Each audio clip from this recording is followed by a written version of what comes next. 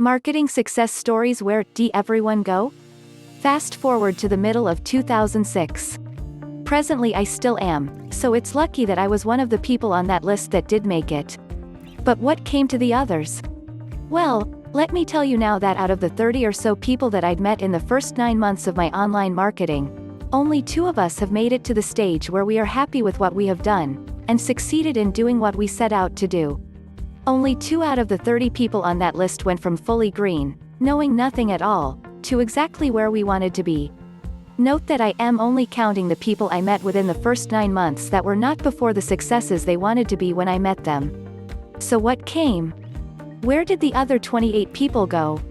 Well, last of them quit unfortunately, some because they ran out of crisis, some because they decided it was all a con, and some because they were frustrated with the continual antipodal information written in different attendance and how-tos.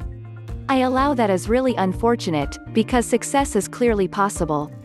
It does not involve luck, it does not involve working for 18 hours a day on one locale.